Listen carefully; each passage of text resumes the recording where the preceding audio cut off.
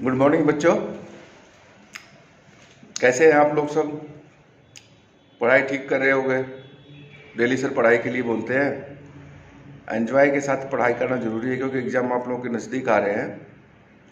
इसलिए आप लोग अपनी पढ़ाई जारी रखें। ईवीएस के साथ साथ आप अपना बाकी सिलेबस भी कंप्लीट करते रहें। जो टीचर्स काम देते हैं, अभी अच्छा मौका उसका रिपीट करने का।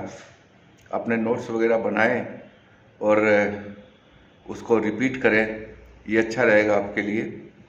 और हो सके तो ईवीएस का भी चैप्टर आप लोग साथ साथ जो लेक्चर आपको पढ़ाया जाता है उसके बारे में आप लोग देखते रहें, तो आपका सिलेबस पेंडिंग नहीं होगा और आपका काम अच्छा चलता रहेगा। हमने पर्यावरण के बारे में देखा था। पर्यावरण के बारे में एनवायरमेंटल स्टडीज़ में हम लोग पर्यावरण के एथिकल जो पॉइंट्स हैं उनके बारे में डिस्कस किया था।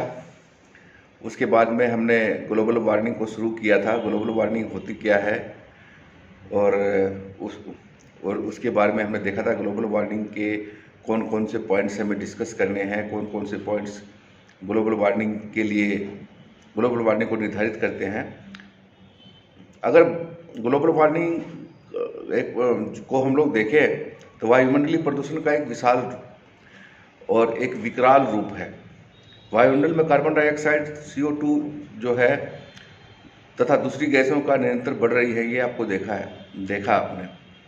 हमारे वायुमंडल में प्रदूषण की वजह से काफ़ी दूषित होता जा रहा है, जिसके कारण भूकंप, तापक्रम में धीरे धीरे बढ़ना। एक अनुमान के अनुसार 50 वर्षों में पृथ्वी का तापमान 1 डिग्री बढ़ जाएगा, ये हमने देखा था। यदि यह तापमान 3.6 डिग्री बढ़ गया तो आर्कटिक एवं अंटार्कटिक विशाल हिमखंड पानी में परिवर्तित हो जाएंगे और जो काफ़ी हमारे लिए डेंजरस होंगे। इसके साथ साथ CO2 जो जितने बढ़ेगा उसके बारे में हमने डिस्कस किया था। आज हम लोग डिस्कस करेंगे ग्लोबल वार्मिंग के कारण कौन कौन से हैं। तो ग्लोबल वार्मिंग के कुछ मुख्य कारण हैं, उनको हम लोग डिस्कस करते हैं। ग्लोबल वार्मिंग के जो भूमंडलीय तापमान के मुख्य निम्नलिखित कारण को हम देख सकते हैं। वायुमंडल में CO2 की मात्रा में वृद्धि होती है, उसको हम लोग ग्लोबल वार्मिंग के अंदर स्टडी कर सकते हैं। CO2 कार्बन डाइऑक्साइड को हम लोग बताते हैं। वायुमंडल में क्लोरोकार्बन पदार्थ की वृद्धि भी होती है, उसकी वजह से भी ग्लोबल वार्मिंग जो हमारे लिए सामने आती है। वायुमंडल में मीथेन गैस जो CH2 है की मात्रा भी वृद्धि होती है, उसके लिए भी ग्लोबल वार्मिंग को हम लोग निर्धारित करते हैं। ओजोन परत जो हमारी है, जो हमारी गैसीय, जो हमारी गंदी जो रेज हैं, जो पृथ्वी पर रेज आने से रोकता है, ये ओजोन परत जो हमारी है, तो हानिकारक रेज को जो रोकती हैं वो भी कम होती जा रही हैं। उनमें भी कमी देखी गई है, जो हमें काफ़ी हानिकारक किरणों से बचाती है, तो उसको भी हम लोग इसमें शामिल कर सकते हैं और ये भी एक कारण है इसका। नाइट्रोजन ऑक्साइडों की प्रतिशत मात्रा में वृद्धि हो रही है, जो कि वायुमंडल को काफ़ी, जो वातावरण है उसको काफ़ी दूषित कर सकती हैं। सभी कारणों में CO2 की मात्रा में वृद्धि ग्लोबल वार्मिंग का एक मुख्य कारण है। CO2 मेनली एक रीजन है जो कि ग्लोबल वार्मिंग का एक मुख्य आधार है। कार्बन डाइऑक्साइड अगर बढ़ गई तो हमें काफ़ी मात्रा में कार्बन डाइऑक्साइड हमारे सांस में जाएगी, जो हमारी हेल्थ को काफ़ी ख़राब करेगी। तो एनवायरमेंटल स्टडीज़ में सबसे मुख्य हमारा रीजन जो है वो यही रीजन है। ग्लोबल वार्मिंग की रोकथाम के हमारे पास अनेक उपाय हैं और हम लोग कर रहे हैं। सबसे पहला है ग्लोबल वार्मिंग का भूमंडलीय तापमान की रोकथाम के लिए निम्नलिखित उपाय हम लोग कर रहे हैं, जो वन बाय वन देखें तो किसी भी उद्योग को प्रारंभ करने से पूर्व प्रदूषण की रोकथाम के लिए समुचित उपाय करना चाहिए। अगर हम कोई नया उद्योग लगा रहे हैं तो उद्योग लगाने से पहले इस बात को हम लोग निर्धारित कर लें कि इससे प्रदूषित जो गैस निकलने वाली हैं वो गैसें इसको किस तरह से हमारे वायुमंडल को दूषित करेंगी। तो अगर ये निर्धारित करके हम लोग आगे चलें तो हमारा जो ग्लोबल वार्मिंग है इसे काफ़ी हम लोग बच सकते हैं और हमारा काफ़ी नुकसान होने से बच सकता है। इसके अलावा उद्योगों तथा वाहनों में फॉसिल फ्यूल का अगर उपयोग किया जाए तो CO2 की मात्रा कम हो जाएगी और हमें काफ़ी हेल्प मिलेगी ग्लोबल वार्मिंग में, अपने आप को ग्लोबल वार्मिंग से बचाने के लिए। औद्योगिक एवं यातायात के जो साधन हैं, आवश्यक तकनीकी का हम लोग प्रयोग करें उद्योगों में, और जो हमारे वाहन हैं उनमें हम लोग लेटेस्ट टेक्नोलॉजी का इस्तेमाल करें तो CO2 कम छोड़ेगी है। एग्जॉस्ट से जो निकलने वाला जो दूषित वातावरण होता है, जिससे एग्जॉस्ट से धुआं निकलता है, उससे भी हम लोग रोक सकते हैं और हमें काफ़ी हेल्प मिलती है इसमें। सप्ताह में एक दिन वाहन का चलाना निषेध कर दिया जाए।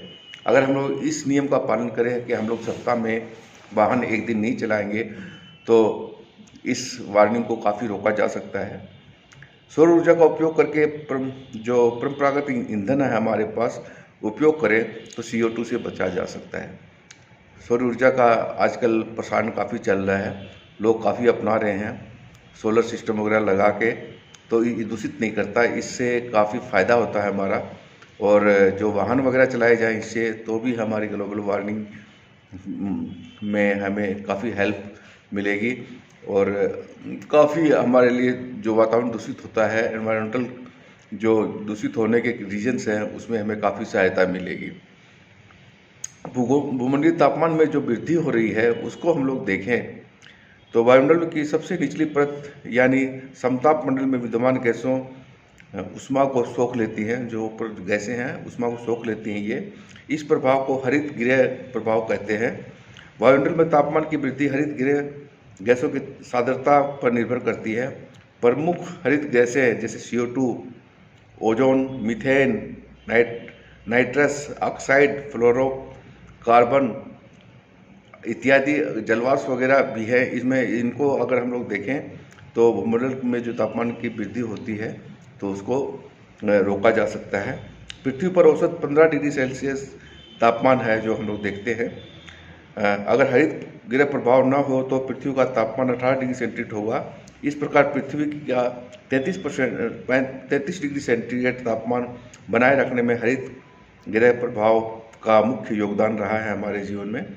औद्योगिकरण जो वगैरह होता है, इंडस्ट्रियलाइजेशन जो होता है, और शहरीकरण के कारण वायुमंडल में CO2 की जो मात्रा है, नाइट्रस ऑक्साइड और क्लोरोफ्लोरोकार्बन जैसी गैसों की मात्रा बढ़ रही है, तो उसको भी हम लोग रोक सकते हैं और इससे हम लोग बच सकते हैं।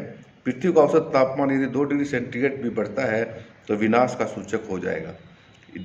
तापमान हर डिग्री का कुछ पार्ट अगर बढ़ता है तो हमारे जीवन में दुष्प्रभाव डालेगा और हमें इससे काफ़ी नुकसान हो सकता है। तापमान को वृद्धि में जो तापमान ये है, इसको वृद्धि होती है, इसको रोकने के लिए हम लोग अगर कुछ उपाय कर सकते हैं तो वो उपाय इस प्रकार हैं। जैसे ईंधन की खपत कमी करें, जो हम लोग जलाते हैं कुछ भी तो उसकी खपत को हम लोग कम करें, चाहे गाड़ी में जलाते हैं चाहे हम लोग घर में ईंधन जलाते हैं, इन सब की मात्रा को हम लोग कम करें। ऊर्जा का उपयोग बुद्धिमानी से करें, जो हमारी ऊर्जा है उसका उपयोग बुद्धिमानी से करें। नवीकरण उद्योग का जो स्रोत है उसका हम लोग इस्तेमाल करें। ऊर्जा उत्पाद में नाभिकीय ऊर्जा का हम लोग इस्तेमाल करें। प्राकृतिक गैस के उपयोग पर बल दें, जो हमारे प्राकृतिक गैस से हम लोग किचन वगैरह का जो किचन वगैरह में जलाते हैं उस गैस का इस्तेमाल हम लोग ज़्यादा करें तो हमें काफ़ी फ़ायदा हो सकता है। जो लेटेस्ट टेक्नोलॉजी कृषि की है उसको हम लोग अपनाएं तो भी इसमें फ़ायदा होगा। जनसंख्या वृद्धि पर रोक लगाएं। जनसंख्या बढ़ती है तो सभी कारणों को एक साथ लेके आती है, इस पर हम लोग रोक लगाएं। उद्योगों में वाहनों की संख्या कम करें। अगर उद्योग हम लोग कम लगाएंगे, वाहन कम चलाएंगे तो भी इस पर रोक लग सकती है। प्रदूषण नियंत्रण की तकनीकी का प्रयोग करें। जो तकनीकी नहीं आ रही है प्रदूषण नियंत्रण के लिए, उसका हम लोग प्रयोग करके प्रदूषण से बच सकते हैं। ज़्यादा से ज़्यादा हम लोग वृक्ष लगाएं। आजकल हम लोग इसके लिए काफ़ी जागरूक हैं, लेकिन फिर भी अगर वृक्ष हम लोग ज़्यादा लगाएंगे तो काफ़ी हमें फ़ायदा होगा। काई और शैवाल की मदद से CO2 में कमी लाई जा सकती है। जो काई होती है, जो आप लोग तालाबों वगैरह में देखी होगी, नदियों वगैरह में देखी होगी, पानी जब जमता है तो पानी जब इकट्ठा होता है तो पानी के चारों तरफ आपने हरी हरी काई देखी होगी इसकी वजह से। और शैवाल जो घास होती है, जो पानी वगैरह के चारों तरफ आपने देखी होगी शैवाल घास, अगर ये ज़्यादा बढ़ जाए तो हमें काफ़ी हेल्प मिलेगी कि हम लोग CO2 को कंट्रोल करें। तो ये जो हरित ग्रीन हाउस इफेक्ट है, इसको हम लोग कल डिस्कस करेंगे। तब तक कल तक हम लोग इसको दोहराएंगे और आप इस लेक्चर को सुन के अपने नोट्स बना लें। आपका सिलेबस थोड़ा ही बाकी है, वो कंप्लीट हो जाएगा, तब आप एग्ज़ाम के लिए तैयार रहें। और अपने नोट्स वगैरह जो सिलेबस वगैरह है टाइम टू टाइम उसको कंप्लीट करते रहें। मौसम अच्छा है तो पढ़ाई के लिए अच्छा है, तो आप लोग अभी पढ़ाई कर लोगे तो अच्छा रहेगा। मैं डेली यही बोलता हूँ, और बच्चे बोलेंगे कि सर बस पढ़ाई के लिए बोलते हो, पढ़ाई के लिए बोलते हो। तो घर में ये मौसम अच्छा है, ठंडी में पढ़ाई अच्छी होती है, गर्मी में ज़्यादा पढ़ाई नहीं होती। इसलिए मैं आपको यही बोलूँगा कि अपना सिलेबस जल्दी जल्दी कंप्लीट कर लें और अपना जो होमवर्क है उसको हमेशा ही कंप्लीट रखें। Thank you very much, have a nice day.